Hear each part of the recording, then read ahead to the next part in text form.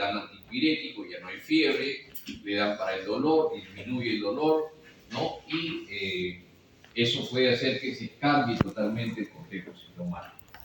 Este es un flujograma diagnóstico.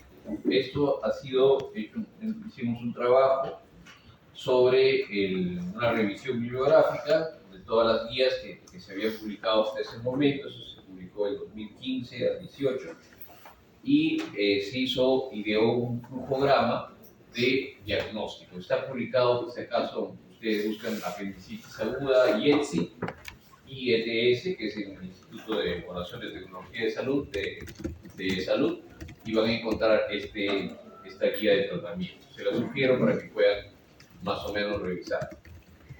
Probablemente al fondo no lo leen bien, pero dice lo siguiente.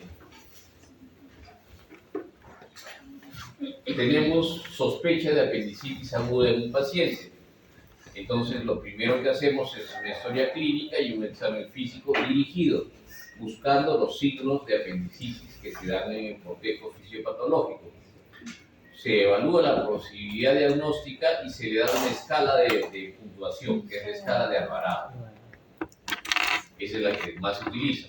Si es que la escala de Alvarado va a calificar entre 7 a 10, donde hay una alta probabilidad. En un varón es casi 100% seguro de que sea una apendicitis.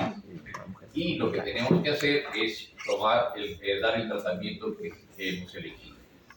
Si hay una probabilidad intermedia de 4 a 6 puntos, incluso 7 en mujeres en edad fértil, entonces nosotros debemos hacer exámenes, ¿no? Y si hay una baja probabilidad, pues probablemente una reevaluación clínica y considerar otros diagnósticos diferenciales. ¿Cuáles? Ahora vamos a ver que son muchos, ¿no? Si tenemos una posibilidad intermedia, se le hace una ecografía abdominal.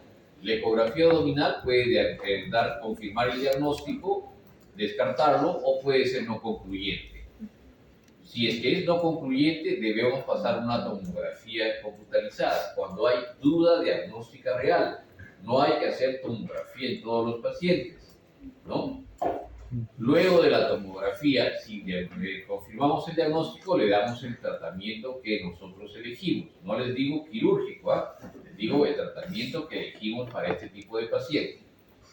Si no es no concluyente, hay que hacer la reevaluación clínica, ¿no? El seguimiento, probablemente por el mismo equipo de cirujanos, ¿no? Para poder tener un correlato de cómo va evolucionando y cómo va manifestándose el paciente. Si es que se descarta, obviamente, diagnósticos diferenciales. Si ustedes han llegado aquí a una reevaluación clínica y pese a todo este flujograma, todavía tienen duda de que pueda o no ser una apendicitis, ¿qué conducta plantearían? ¿Qué conducta plantearían? Exámenes de laboratorio. ¿Lo operas o no lo operas? Pides exámenes, ya le dimos todos los exámenes y no son concluyentes. Descartamos otras enfermedades, de repente es una mujer en edad fértil, infección urinaria, sí tiene un poquito de bacteriuria, pero persiste con el dolor. Le damos tratamiento antibiótico. ¿Alguien propone algo más? Se le haga la cirugía. Eso es lo que vamos a hacer. Si ustedes tienen un paciente generalmente joven, que no tiene comorbilidades y tienen duda diagnóstica, pese a haber hecho toda la evaluación y hacer los exámenes necesarios y persiste con duda diagnóstica, es preferible hacer la cirugía que darle tratamiento médico, ¿no? Darle tratamiento antibiótico. ¿Por qué? Porque si damos tratamiento antibiótico puede fracasar. De hecho, el 30% de los casos fracasan. Por lo tanto, el paciente puede progresar la enfermedad hacia una peritonitis generalizada y vamos a entrar en otro contexto de tratamiento. Entonces, lo que se sugiere es que si persiste la duda diagnóstica, debemos tomar acción sobre la posibilidad de una apendicitis, incluso, ya, entramos a la apendicitis, a ver, entramos por la paroscopía, porque hay que hacer lo menos invasivo posible, sobre todo si tenemos duda diagnóstica. ¿Qué hacemos? Encontramos el apéndice inflamado, pero casi normal. ¿Qué harías? ¿Lo sacas o lo dejas? ¿Según qué? según el cirujano. Tú que estás ahí, ¿qué harías?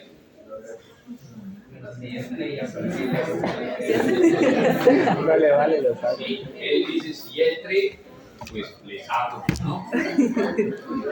No está mal su lógica, pero muchos de las apendicitis, ¿no? Según el estadio de la enfermedad, pueden manifestarse posteriormente.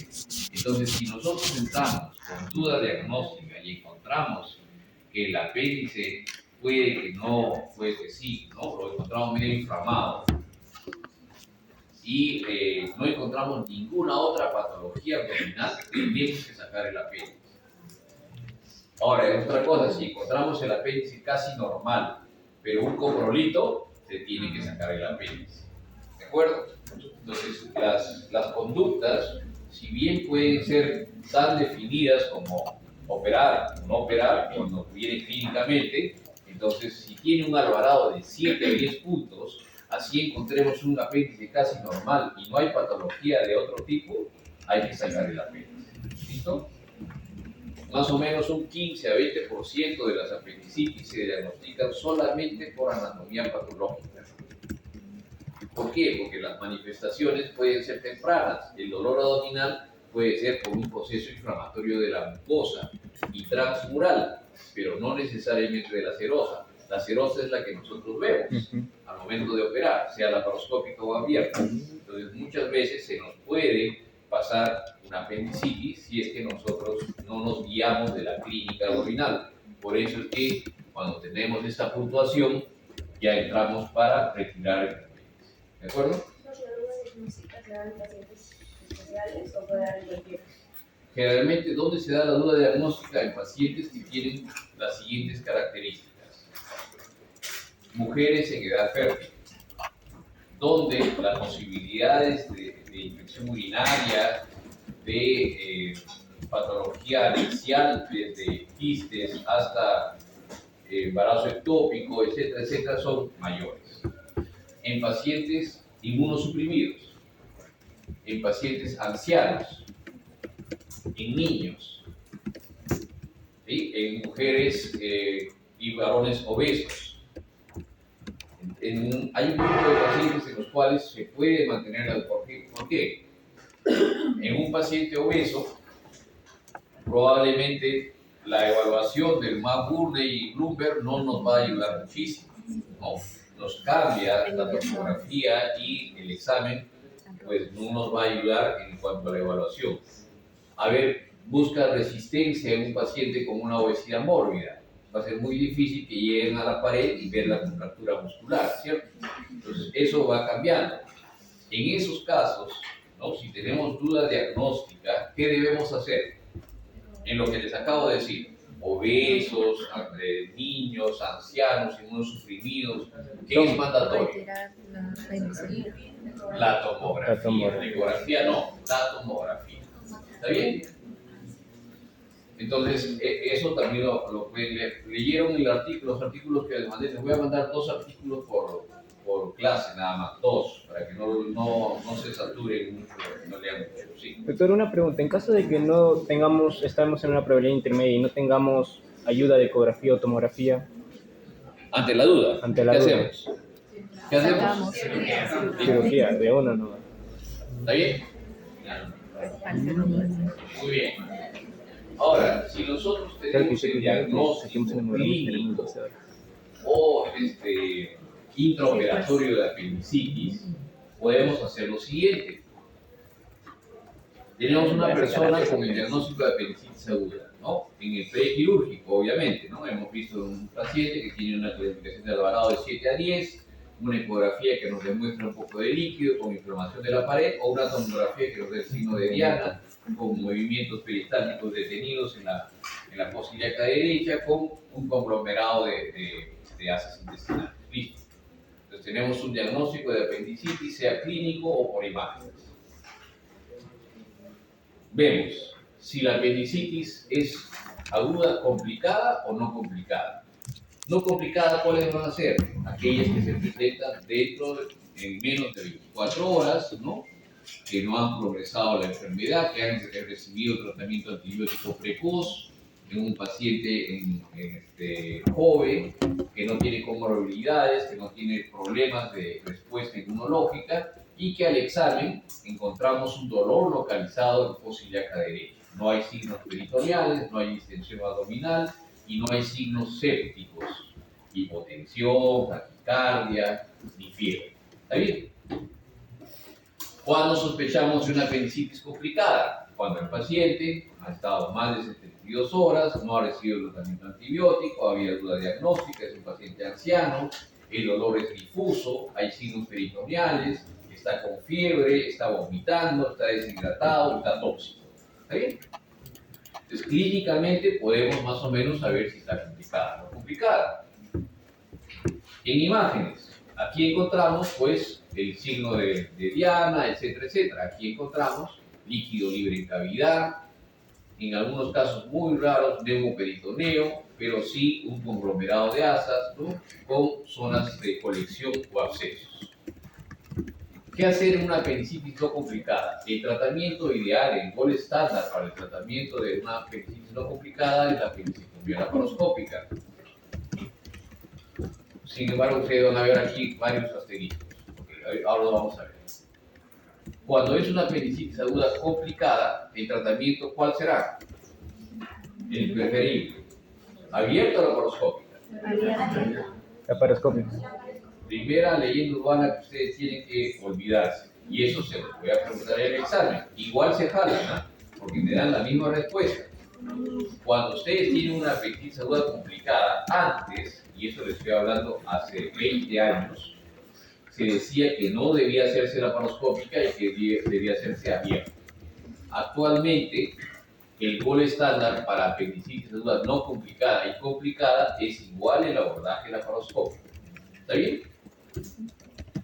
¿Por qué? Porque da una mejor evolución, mejor respuesta inmunológica hacia la infección, menor tiempo operatorio, menor tiempo de estancia, menor demanda de analgésicos, antibióticos, recuperación rápida de la vía oral y recuperación de las labores, ¿no? Entonces, todas esas ventajas tiene la apendicectomía laparoscópica. Si es que está complicada con una peritonitis localizada, se puede hacer apendicectomía laparoscópica. Si es una masa apendicular y hay abscesos, también puede darse un tratamiento conservador o laparoscopía. Si es un plastrón apendicular, se prefiere una apendicectomía diferida.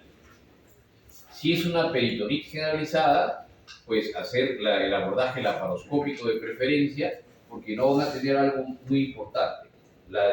Hay ilio, que es el retardo en el inicio de las contracciones del intestino, es menos, se presenta menos ilio cuando se hace laparoscópica y no hay ningún problema de infección de herida operatoria, ni tampoco de visceración, ni de desgarro, ni de licencia de heridas, porque obviamente los ingresos son todos por 1 centímetro o menos. Por lo tanto, no van a tener ningún problema de pared, desde infección hasta eventos como evisceración. Entonces, se prefiere por eso la peritonitis generalizada, usar la apendicectomía laparoscópica. Y una ventaja adicional, que todavía está en discusión sobre la necesidad de lavado. Pero si ustedes van a hacer un lavado, siempre es mucho más sencillo hacer un lavado controlado por vía laparoscópica que hacerlo por vía aérea. ¿De acuerdo? Aquí dice no usar drenes intraabdominales de forma rutinaria. Y vamos a ver que eso es una de las medidas que se recomienda. En algunos casos, cuando tenemos plastrón apendicular, se puede dar el tratamiento antibiótico de amplio espectro cuando el paciente no tiene 3 condiciones. Acuérdense, cuando tratamos médicamente un paciente que tiene un plastrón, cuando no tiene abscesos, o sea, no es un flemón ni tampoco hay abscesos intraabdominales detectados por ecografía o por tomografía. Esa es una condición para dar tratamiento médico. La segunda es que el paciente no tenga un cuadro obstructivo. Quiere decir que el paciente puede alimentarse y está haciendo deposiciones. No hay un cuadro obstructivo. Y la tercera es que el paciente tiene una sepsis controlada o no tiene indicios sépticos. Pero si el paciente, a pesar de tener una imagen de plastrón apendicular, tiene colecciones, está obstruido o está febril, taquicárdico, tienen que operar al paciente. ¿Ya? Solamente no se opera cuando tienen las condiciones que les he referido. ¿Alguna duda al respecto? Todo bien, ¿cierto? ¿Cuáles son las condiciones? Que no esté obstruido, que no esté séptico y que no tenga colecciones detectadas por imágenes. ¿Está bien? Aquí dice apendicectomía diferida. Actualmente podemos decir que la apendicectomía diferida o apendicectomía de intervalo ya no se recomienda. Escúchenlo bien. Por eso están acá. Porque yo me voy a decir, pero en la guía dice que no sé qué, que no sé qué, no. Les explico. Después de tratar médicamente el plastrón apendicular, y eso está publicado en el libro de Ciencia y Práctica de Cirugía Laparoscópica, en el capítulo que escribe el doctor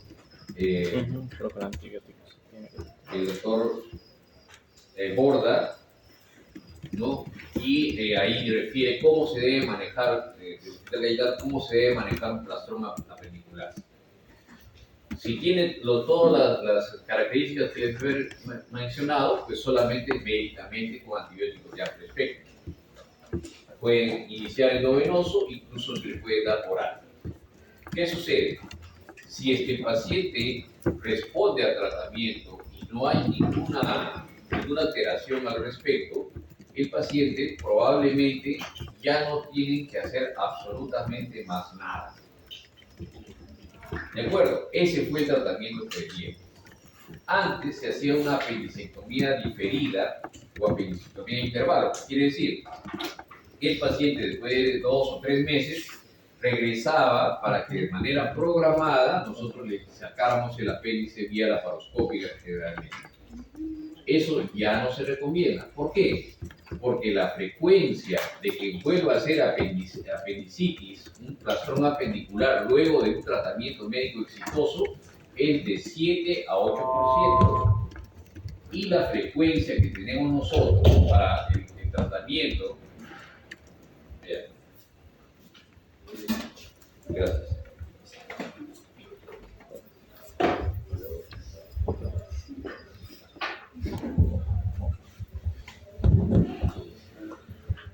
¿Cuál es la frecuencia de apendicitis en varones y en mujeres? 8.7. 8%, 8 a 10% como máximo. ¿Qué quiere decir? Que la frecuencia de recidiva o que vuelva a ser apendicitis de un plastrón después del tratamiento médico exitoso es exactamente el mismo que la frecuencia de la apendicitis en la población. Entonces, no se tiene que hacer la apendicectomía de intervalo. ¿De acuerdo? No hay más que hacer.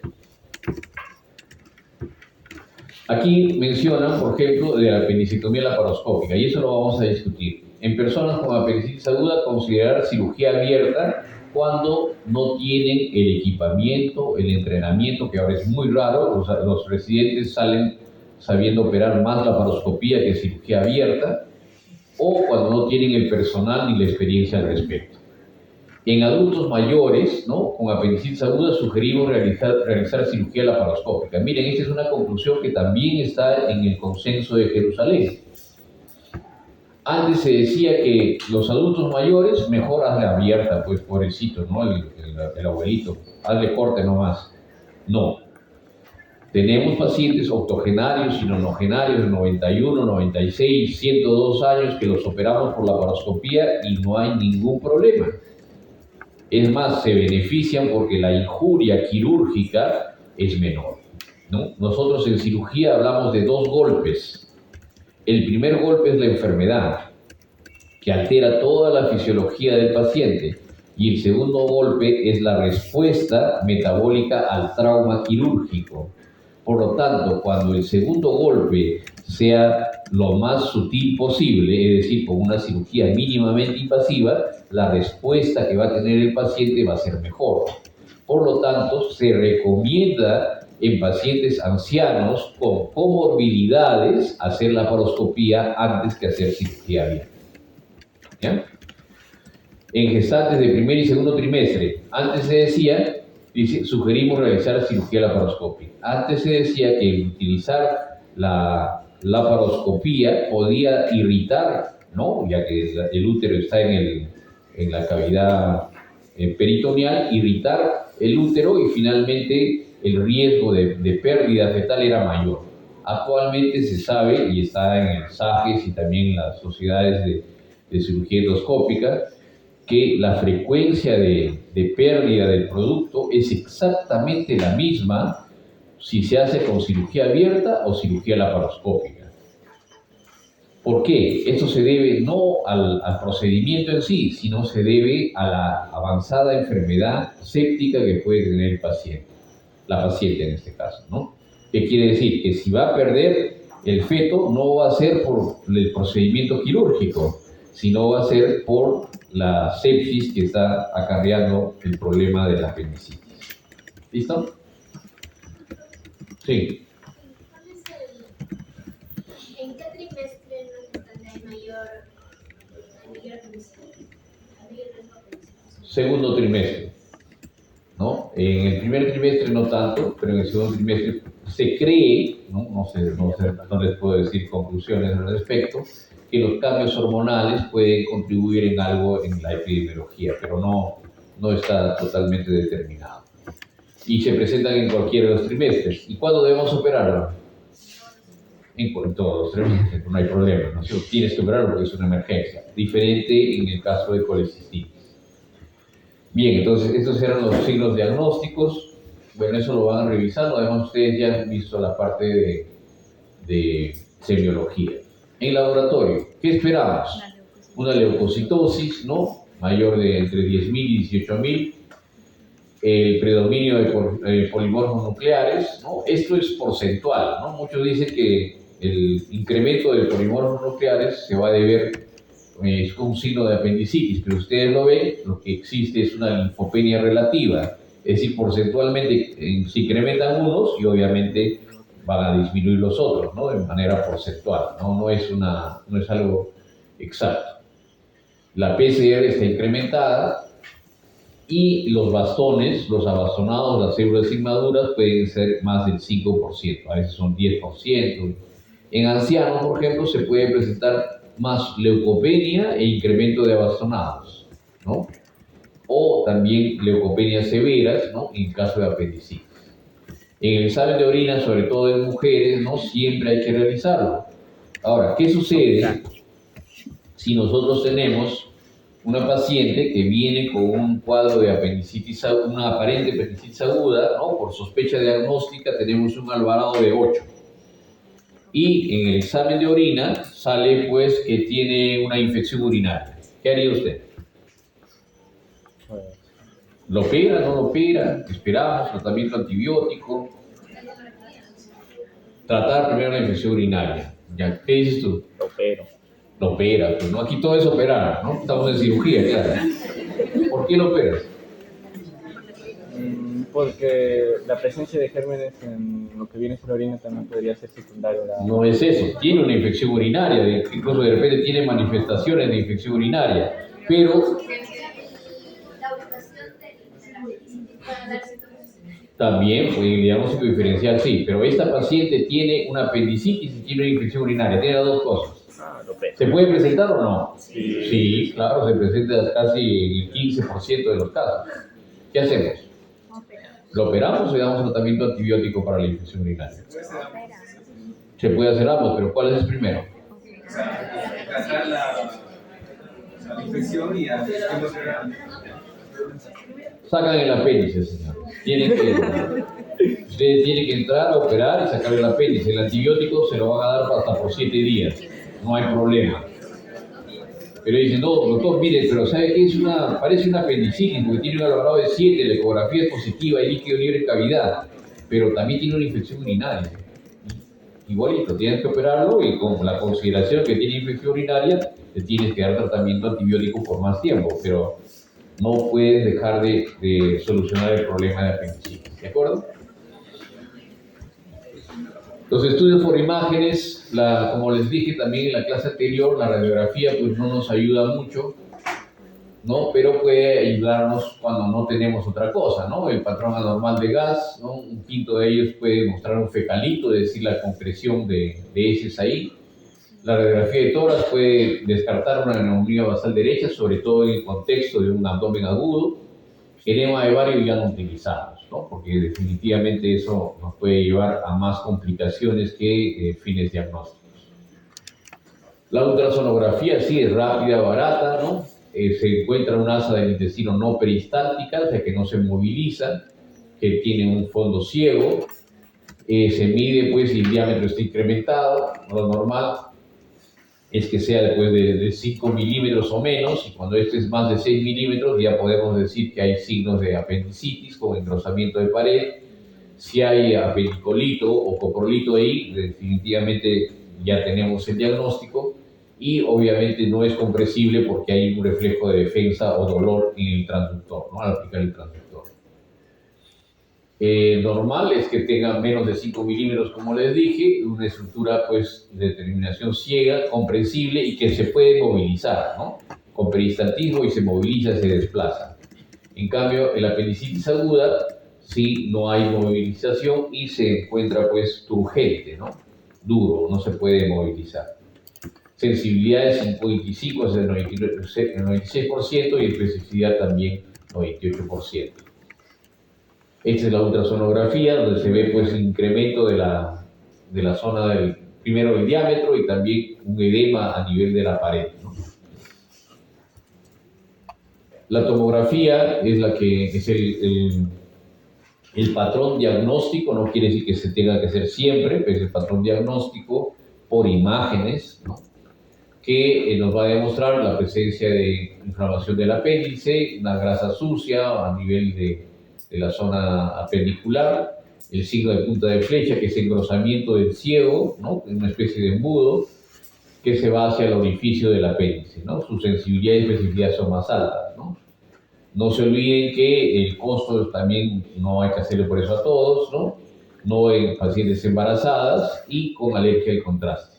Aunque ustedes no lo crean, el utilizar y el no estar en las clases y seguir pues el afán de diagnóstico rápido, ¿no? Y preciso en base a tomografía, yo les mostraría algunas tomografías de embarazadas con el feto y todo esto.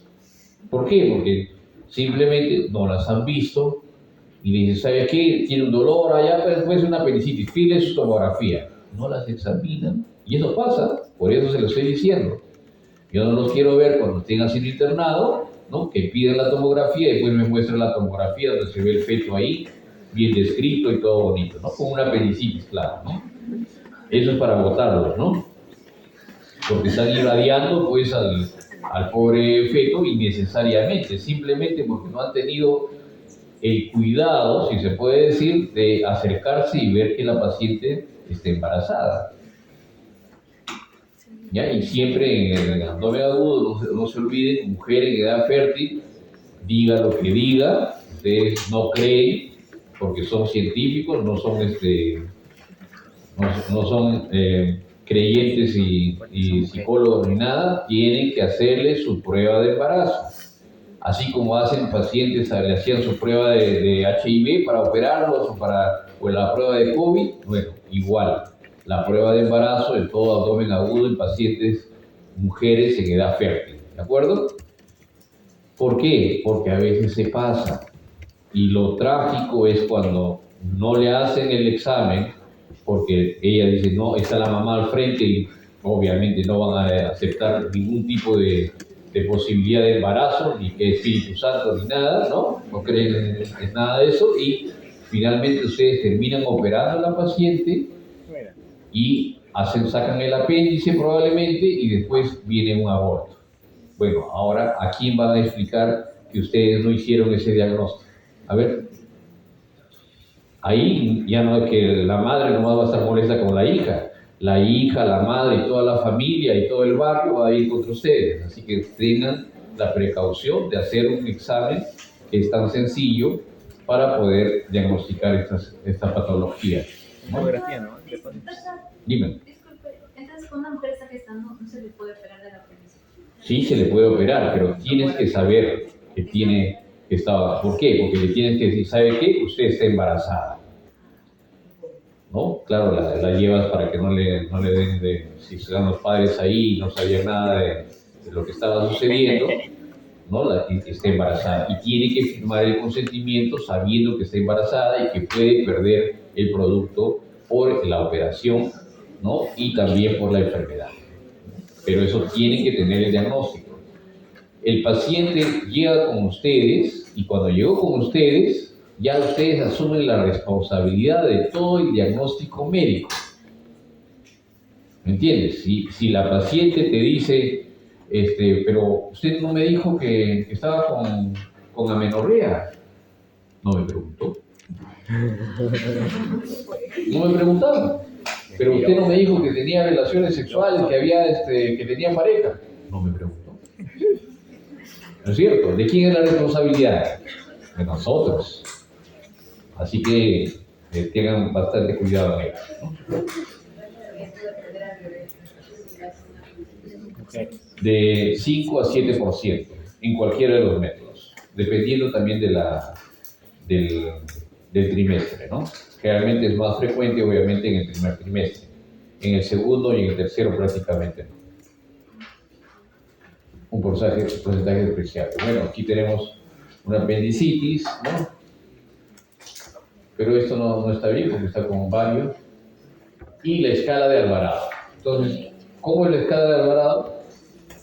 Es esta, ¿no es cierto? Migración del dolor, es decir, cronología de Murphy, 1, anorexia, 1, náuseas y vómitos, 1, signo del dolor en fosa ilíaca derecha, 2, una respuesta a la descompresión con el signo de Bloomberg, 1, y si tiene fiebre también 1. Y en laboratorio, leucocitosis, ¿más de cuánto? 10.000. 10.000, ¿no? Ahora no dicen 15.000, pero 10.000. Y desviación izquierda. ¿Desviación izquierda más de cuánto de bastones? 5. 5%, así es. Entonces, esta escala de Alvarado es bastante antigua, ¿no? Pero ahora, inclusive en una última publicación de la revista de la Sociedad Mundial de Cirugía de Emergencia del 2018, busquen Di Saverio, ¿no? Que es un italiano que está trabajando en Estados Unidos, Salomone Di Saverio, y él da el protocolo de cómo se debe manejar la apendicitis en esa nueva era, incluyendo en el Alvarado más la tomografía. ¿Ya? Es interesante porque ya es no solamente la clínica, sino nos ayudamos también de la tomografía, sobre todo para los diagnósticos que son difíciles, ¿no?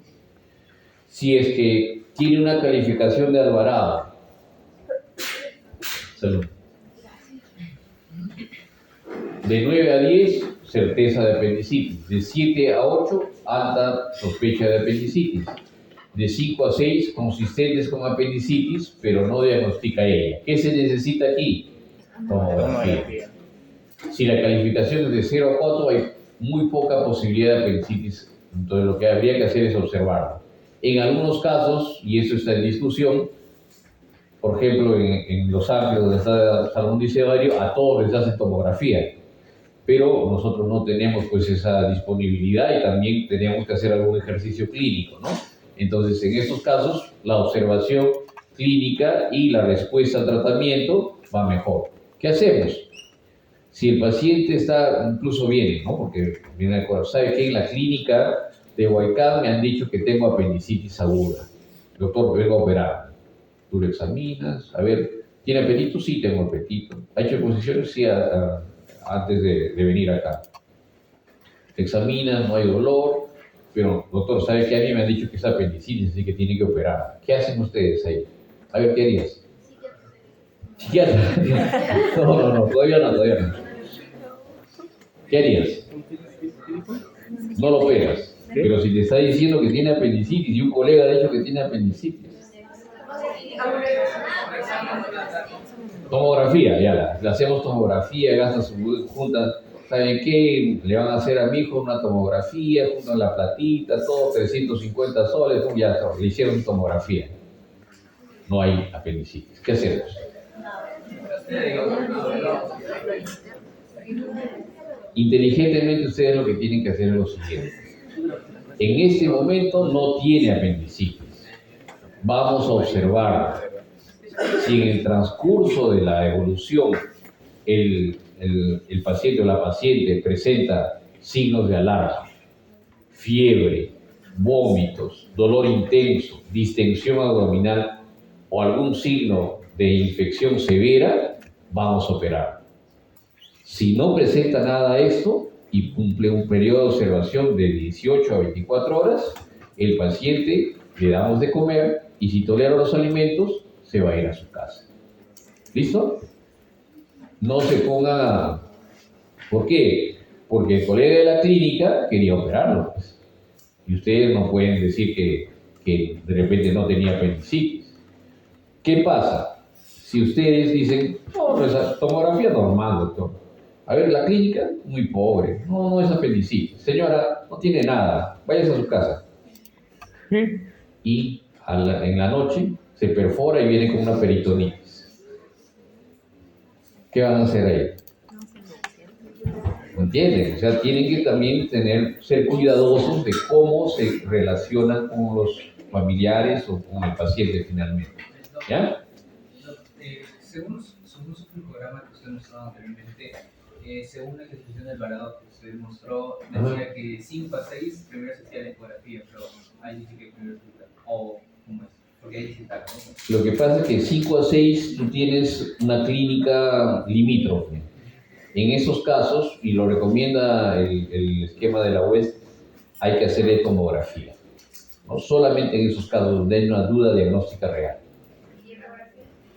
La ecografía no nos ayuda mucho. ¿Ya? La ecografía tiene sus limitaciones. Si la ecografía es positiva, tiene alta sensibilidad.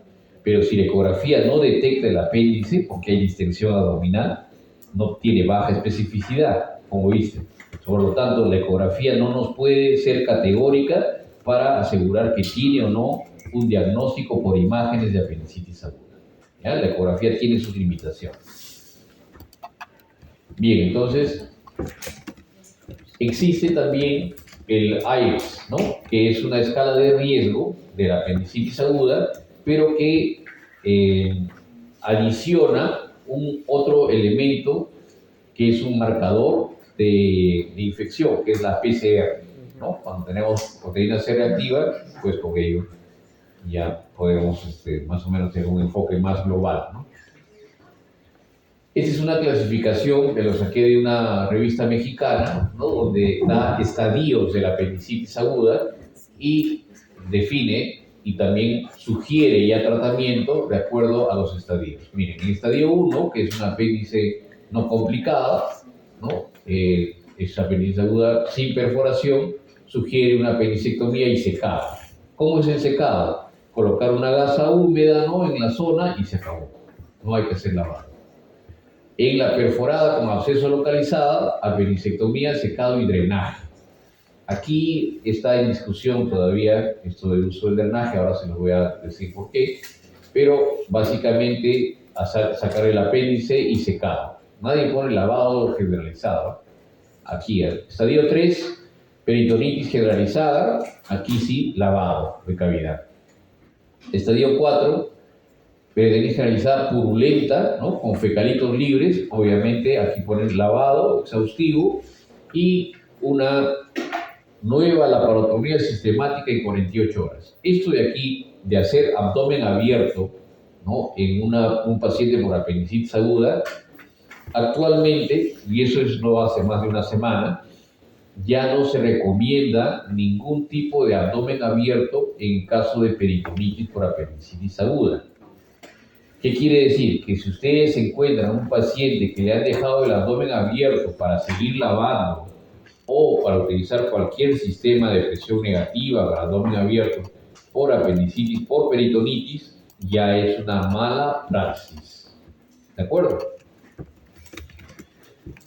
apendicitis aguda con necrosis, etcétera, etcétera. Aquí ponen hemicolectomía derecha con desfuncionalización.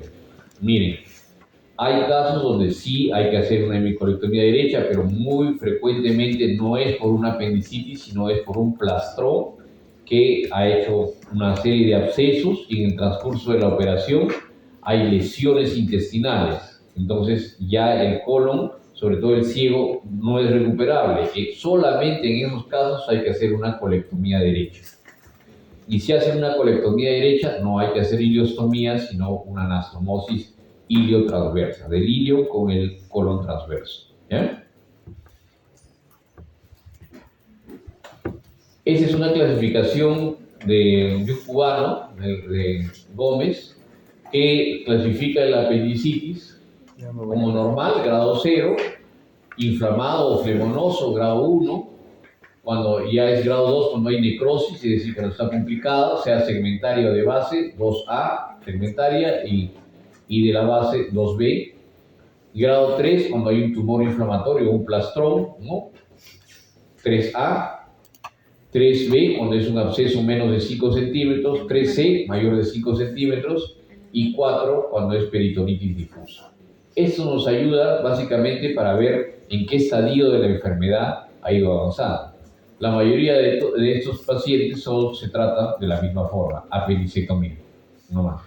Pero esta es una clasificación que tiene una repercusión fisiopatológica. Y como les decía, es no complicada hasta aquí, y cuando ya hay necrosis, ya es complicada. ¿Ya?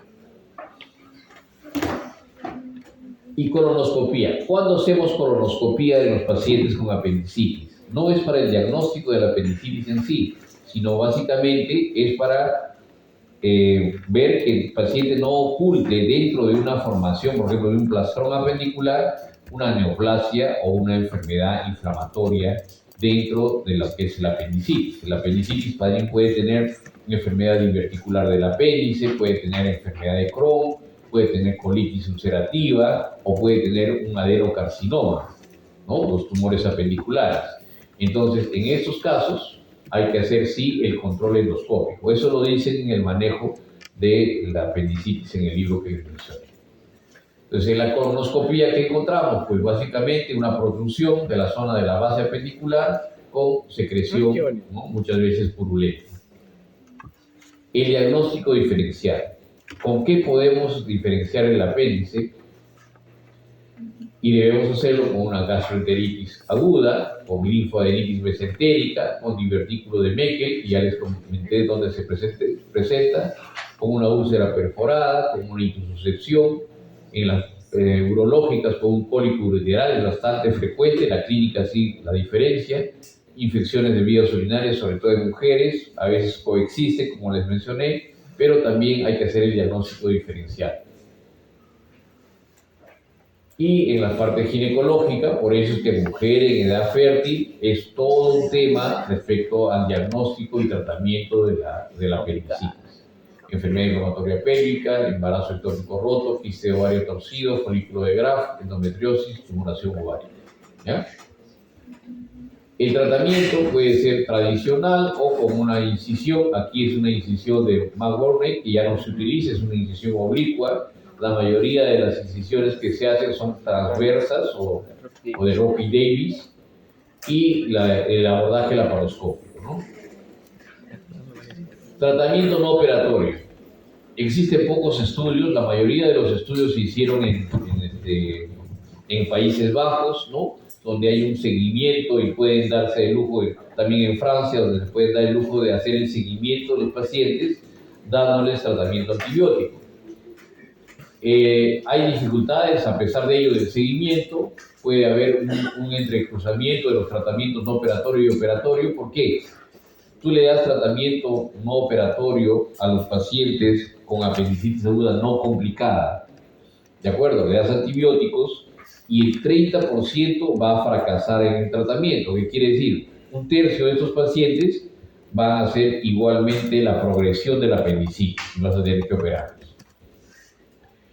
Y también existe un 30% de los pacientes que hacen apendicitis, le das tratamiento antibiótico, resuelven el problema y después de meses o años vuelven a presentar apendicitis. Entonces hay recidiva, ¿ya? Por eso es que el tratamiento antibiótico no operatorio no se puede hacer en todos los casos. Nosotros, digo nosotros porque es un estudio que se ha hecho en Perú, le damos solamente el tratamiento antibiótico o no operatorio a los pacientes que no pueden ser operados. ¿Ya? Les voy a referir un estudio que se hizo, que nosotros hicimos, en el cual demostramos que la morbimortalidad por apendicectomía en pacientes con COVID, ¿no?, es menor con el tratamiento quirúrgico que con el tratamiento no operatorio. ¿Qué sucede? Cuando empezó la pandemia, la Asociación Americana de Cirujanos y de Estados Unidos y la Asociación Española de Cirujanos, ¿no?, recomendaban como primera opción de tratamiento de la apendicitis no complicada el tratamiento médico, es decir, no operarla. Pero eso no era aplicable en nuestros países de Latinoamérica, sobre todo en nuestro país, en Perú. ¿Por qué? Porque, como ustedes saben, colapsó todo lo que es los sistemas de hospitalarios, ¿no es cierto? Entonces, y no teníamos la costumbre de hacer seguimiento a los pacientes, ni telefónico, ni a través de consultorio externo. Por lo tanto, los pacientes que si nosotros cogíamos el brazo de darle tratamiento no operatorio, este paciente debía hacer seguimiento. ¿Cómo hace seguimiento en una pandemia? Y finalmente, si es que el paciente, un tercio de ellos, podría progresar a una apendicitis y hace apendicitis, ¿cómo lo asistes si tienes el sistema de salud colapsado? Por lo tanto, en el hospital de Vitarte, que en ese caso fue el único hospital del país donde solamente se atendían pacientes con COVID positivo, nosotros implementamos un programa para que los pacientes que tenían COVID positivo por una prueba serológica o la molecular o la que fuese, que tenían apendicitis en cualquier lugar de Lima, sean referidos con nosotros para hacer la cirugía inmediata. Y con eso demostramos que el tratamiento quirúrgico precoz es mejor que el tratamiento no operatorio en el caso de COVID, pero se puede traspolar a cualquier caso. Entonces no hay ningún problema. Nosotros, igual que el Consenso de Jerusalén, recomendamos el tratamiento quirúrgico temprano, no el diferido ni tampoco el tratamiento antibiótico. ¿Ya? Entonces está complicado, hay que hacerlo. Sí, sí. Y también avanzamos más. ¿Por qué? Porque como nosotros en la pandemia veíamos al paciente, operábamos al paciente con todas nuestras medidas de protección, etcétera, etcétera, pues nadie quería volver a verlo, ¿no?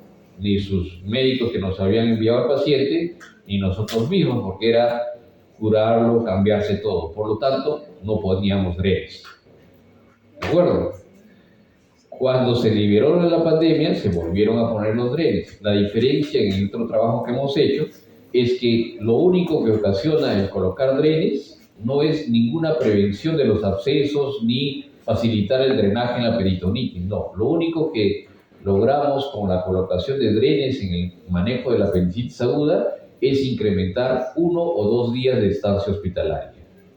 Por lo tanto, nuestra recomendación, así como la recomendación del IETS y también la recomendación mundial, es que no se dejen drenes en el caso de apendicitis aguda. Así sea peritonitis generalizada. ¿De acuerdo? Bien. La apendicectomía abierta por las incisiones que ya se han descrito y debe centrarse pues al punto de hipersensibilidad máxima. Se hace una incisión lo suficientemente amplia como para poder permitir el manejo seguro y la extirpación del apéndice y lograr un drenaje de la contaminación generalizada. Ahora, el drenaje antes se hacía lavado, ¿sí? Decía hay que lavar pues la peritonitis, ¿no? Lo máximo, ¿no? Con 5, 10, 15, 20 litros, ¿no? Que salga el agüita, y así decían los cirujanos antiguos, ¿no? Que salga como si te la pudieras tomar, o sea, tan limpio que no hay diferencia con un agua de mesa, por ejemplo. Sin embargo, el lavado profuso de la cavidad abdominal se ha demostrado que lleva a 3 problemas. Uno, porque se absorbe, es a una acidosis hiperclorémica. 2, es a un hilio prolongado. Y 3, que probablemente es lo más grave, a difusión de la infección hacia toda la cavidad. Si estaba más o menos localizada, pues hacen el lavado y lo esparcen, lo diluyen todo bien bonito. Es como si sembraran, ¿se acuerdan de sus cultivos de microbiología? Sí, como lo sembraran, pues bien diluido todos los gérmenes a través de la cavidad. Por lo tanto, el lavado debe ser limitado. ¿Cómo es el lavado limitado?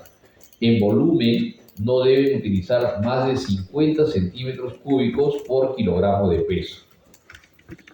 Si pesa 70 kilos, no más de 3 litros y medio. ¿Está bien?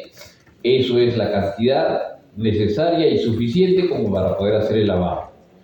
Si no queda tan limpio, lo que tienen que hacer ustedes es igual, cerrar al paciente. No hay ningún problema, porque se va a restablecer toda la circulación que tiene peritoneal para poder descontaminar el abdomen. ¿Ya? No pongan drenes. Los drenes no solamente van a contribuir a un retardo y una estancia mayor, sino que pueden contribuir a la presencia de abscesos. Y en algunos casos, sobre todo cuando ha habido rafía del muñón apendicular, puede contribuir a la dehiscencia de esta rafía, de esta sutura.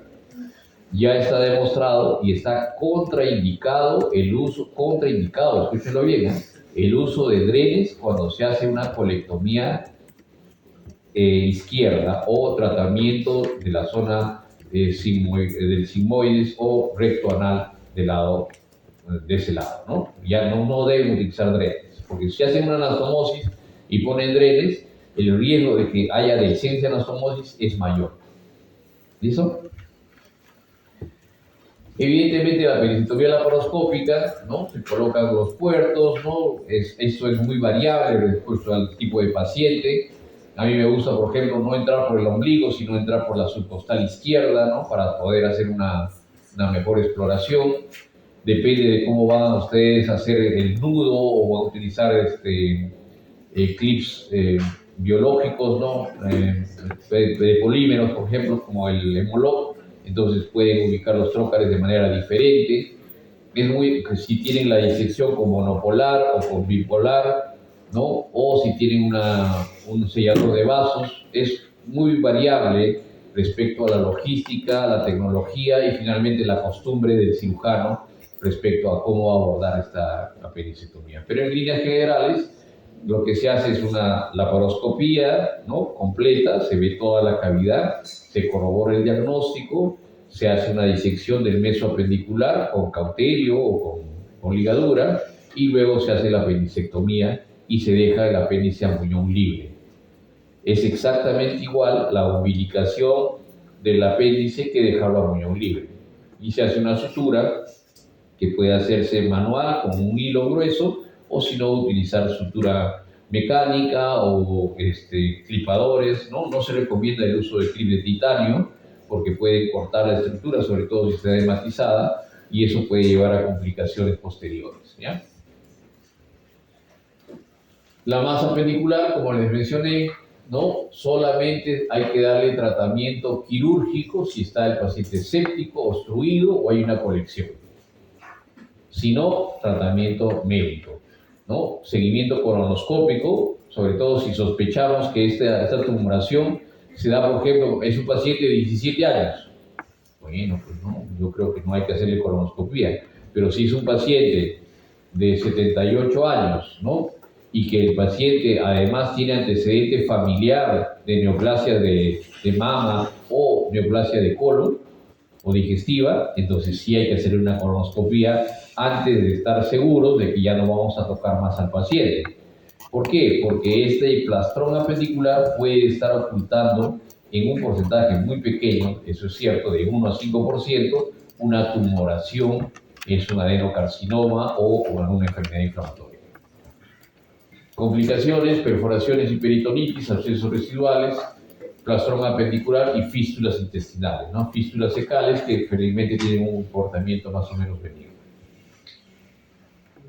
Cuando hay ruptura apendicular y apendicitis perforada, pues obviamente hay retrasos en la presentación clínica, hay un punto distal respecto a la obstrucción, la formación de flemones, y el paciente puede tener una masa pues, y síntomas más prolongados de 5 a 7 días respecto a la evolución del estado séptico. ¿Cuándo sospechamos? Obviamente cuando hay signos peritoneales, cuando hay un síndrome séptico marcado, con fiebre, leucocitosis, y cuando el paciente pues, tiene algún elemento que pueda hacernos sospechar de que no puede controlar mucho la infección. ¿En qué pacientes la evolución se puede pasar a una peritonitis persistente? Es decir, sigue manifestando indicios sépticos. Pacientes ancianos, inmunosuprimidos, con uso de corticoides, ¿no? Entonces, nefrópatas, esos pacientes cirróticos hay que tener mucho cuidado porque la respuesta clínica que esperamos de repente no se da y la peritonitis que hemos tratado se transforma en peritonitis persistente. Por lo tanto, ahí sí tenemos que modificar el tipo de antibiótico, el tiempo de tratamiento y eventualmente la necesidad de uso de drenaje percutáneo si es que hay colecciones persistentes. Sobre todo cuando hay abscesos intraabdominales, ¿no? Lo recomendable ahora es el drenaje percutáneo, no es el drenaje quirúrgico, de acuerdo al tamaño de la colección, ¿no? Que vamos a pensar que es un absceso, pues podemos dar tratamiento endovenoso o utilizar drenaje percutáneo o quirúrgico. Todavía estamos, ¿no? 6:30, ya, perfecto. Complicaciones pueden detectarse por ultrasonografía y los tratamientos antibióticos tienen que variarse. Ahora los vamos a ver en el tratamiento.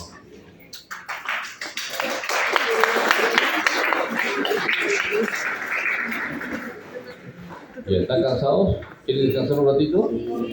No hay tiempo. ¿Es la verdad? Bueno, a partir de la próxima a las 6 encerrado.